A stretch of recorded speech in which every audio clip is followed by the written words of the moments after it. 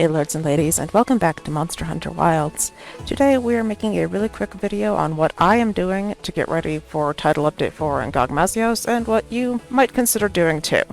We're talking today about 2 different farming loops, and a couple of things that you can do to better prepare for Gogmazios. To start, all you're going to need is a farming loadout, which I will show you. Mine hasn't been updated in a long time. It doesn't have to be updated, it doesn't have to be upgraded. You are going to want the Botany Charm, fully leveled up, 3 pieces from any Honey Hunter set. I'm using the Barena, the head, chest, and coil, and the Azu's pants are going to give me full Geologist. In your gem slots, you're going to want to slot for Hunger Resistance and Intimidator. Intimidator will just discourage any small monsters and low-tier monsters from harassing you while you're on these loops. It just makes things easier. You're going to want a farming item loadout. Again, this is very basic. You need almost nothing. You know, some potions in case you get hit, hot drink, cold drink, depending on where you're going, and dung pods because more threatening monsters are not going to care about Intimidator, and you might need to clear them out of the way of your loop. And the loops I'm showing you today do both feature a large monster who will just attack you right away, so we're going to go and equip our dung pods. And to start, we are going to go to the Windward Plains.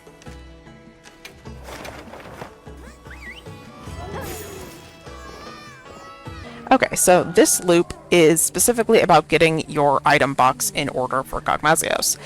We have heard tell that he is going to be harder than Savage Omega, which probably means you're going to want to have a lot of potions on hand in case you don't happen to match with a healer. So, this is all about potions and mega potions and how you can obtain quite a lot of it pretty damn quickly. So to start, we are going to pull out our barbecue grill because this is going to hit one of the other things that you do need in order to get this loop going, which is going to be the truffle du conga. It really doesn't matter what else you eat, but you do need the truffle du conga to activate the gatherer meal to optimize this route. In case you don't know or don't have them, you need to go bully a Congalala to get a couple to get started. Wait for him to dig up a mushroom and he'll pull up a couple of truffles. And you really shouldn't need more than 2 in order to start getting them passively, which I will show you after this loop. For now, we're going to just bang out this meal.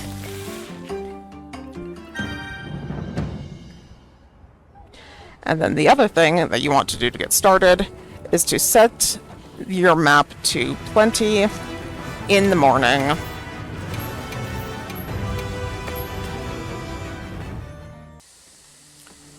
Okay, we will get started here. For the potions loop, you are going to need just the base camp, obviously, and Camp 13, which I do not recommend the one right on the Oasis. I would take the other one in Camp 13 because you will have your camp destroyed if you build on the Oasis. Too much goes through there. So, we're going to head out here, and I'm going to show you my route as we go through.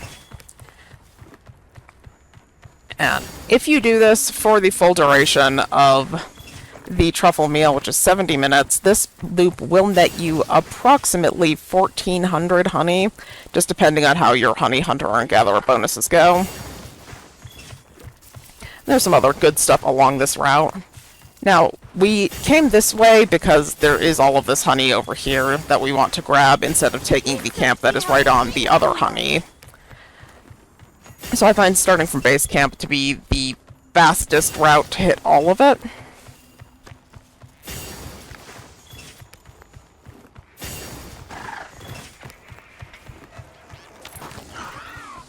Now, the other thing that these 2 loops are going to be kind of predicated on is whether or not you have the guild points to be throwing around on resting.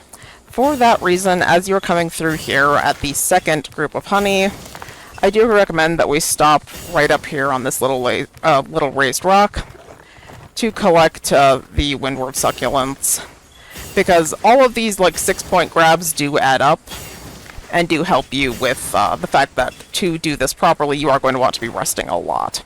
From here, we're going to go to Camp 13 West. Like I said, I do not recommend the one on the Oasis because too much goes through there, and your tent will almost surely get destroyed, which is going to end up losing you more time than you spend on this short little jaunt over to the Oasis for the final group of honey, which is right about here.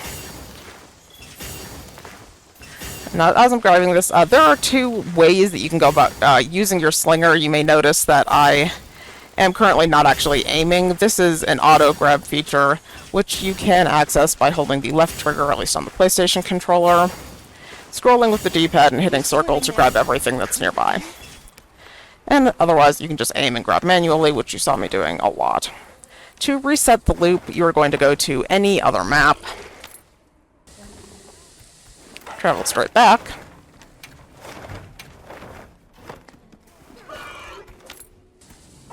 and this will reset all of your farming nodes, and you run the loop again. As I said, you have 70 minutes on your truffle meal. I recommend that you spend probably all 70 minutes just gathering honey for the upcoming challenge. But once you've done that, the next truffle should be used in the Scarlet Forest.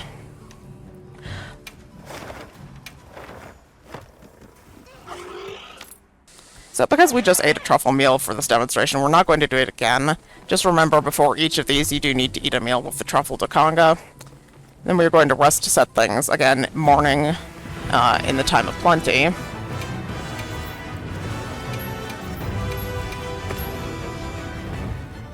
So, in order to run this loop, you're going to want Camp 6 and Camp 8 in the Scarlet Forest.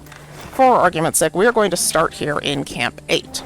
Now, this is going to be, once again, there is a camp closer to the goal, but it is susceptible to monsters, and there is a reason that we are here for this loop.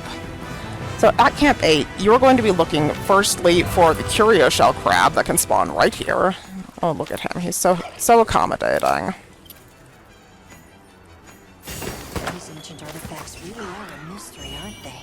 Which has an ancient wyvern coin. And if you look across the way, you can see there is another ancient wyvern coin spawn. Along with beautiful aquatica, you do not have to grab it, but the chance for the royal sea pots is useful for me to trade for dash extract. So I always grab them. You can get to that ancient wyvern coin from right over here without needing to swim across for it. And then we are going to head, if you look on your map, right up here in Area 12. Mind if I hop on? And we're going to target that fossil to just have our sacred bring us up there. Now, the purpose of this loop is primarily the goblet weed that you pull out of here, because it can be traded for barrel bowling vouchers and for ancient wyvern coins.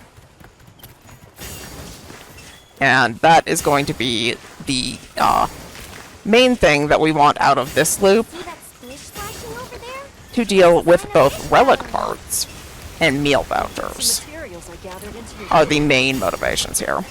So we're going to go and dive in here. This is going to be another one, like I said, to use the auto-target feature so that you don't miss anything, rather than trying to look around through this underwater area to see all of it.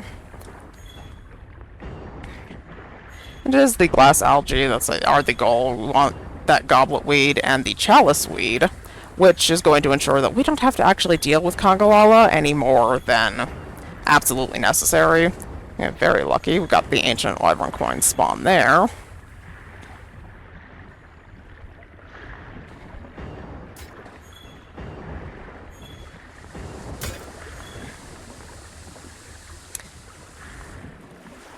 And then on the other side, make sure that you grab the glumgrass bud that's over there. Again, we're talking about getting ready for Gogmazios here. And absolutely everyone should have Dust of Life and the ability to make more. From here, head over to Area 6.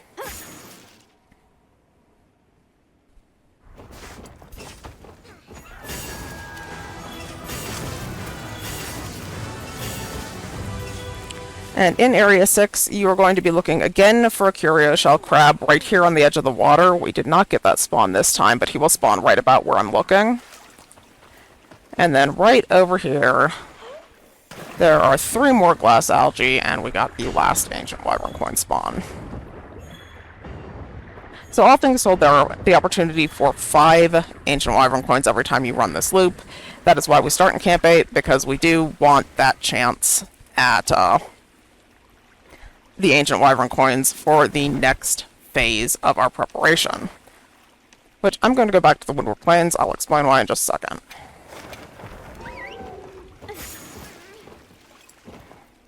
Okay, so Say you have run that goblet weed route for the full 70 minutes, you have probably obtained about 400 goblet weed and a handful of chalice weed. Now, this is the part where I told you you're going to want the guild points to be throwing around to rest, because now we're going to enter a phase where we are going to be resting quite a bit in order to obtain barrel bowling vouchers, and a handful of other things that Nada will occasionally have from the traders. If you have a preferred hunt, I recommend that you rest in that area under the conditions that make that spawn. For me, that is going to be the Windward Plains during inclemency.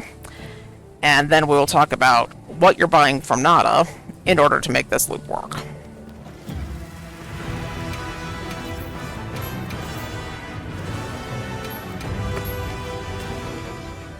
Okay, so from Nada, we are going to be looking at three main traders. We're going to be looking at Gogmazios, Rove, and Sekka for all of our purchases for the next part of this loop. Would you like to trade something? From Sekka, as you can see here, we will be trading goblet weed for barrel bowling vouchers. I've been waiting a very long time for an ideal bowling lane. Again, we'll talk about it. If she has the barrel bowling vouchers for goblet weed, make sure you get them. Save the chalice weed. You want that for something else.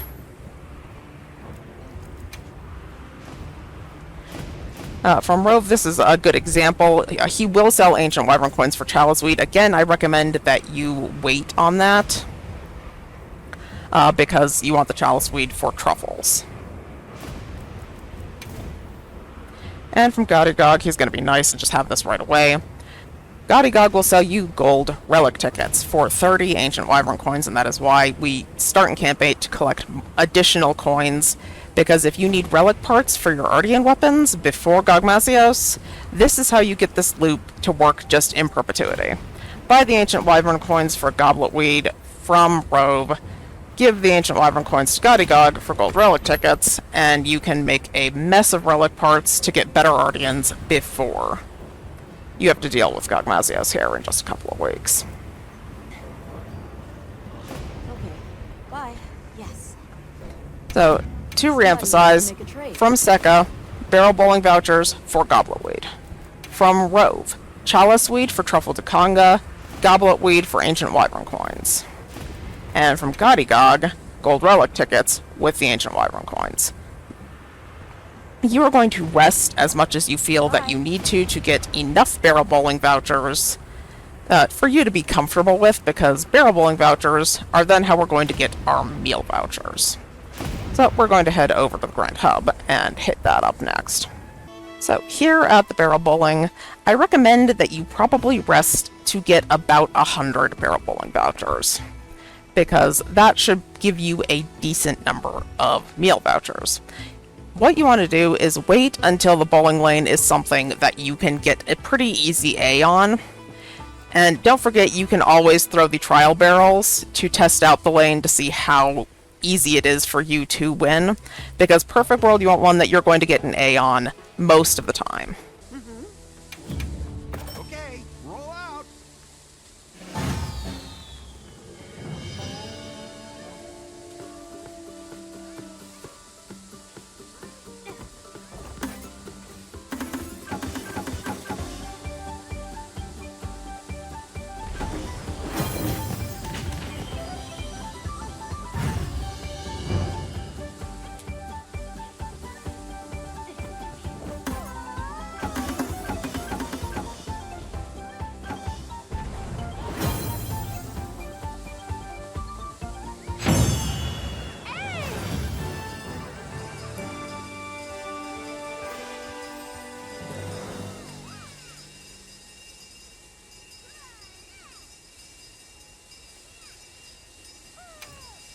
Okay, so I have thrown up on screen an example of some of the A runs that I just got on not my favorite bowling lane, but one that was, all things told, winnable. And that's what counts. Really, A or B is okay, but the point of all of this, getting all these barrel bowling vouchers, is that barrel bowling is where you're going to get your meal vouchers. And I imagine we're going to be dying quite a lot on Gogmazios, and you're going to want to be able to eat freely for the insurance.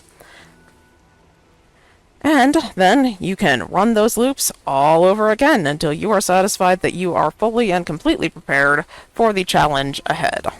That is what I've been doing. That is what I recommend you do too. And I hope this has been informative. Thank you so much for watching, and I'll see you next time.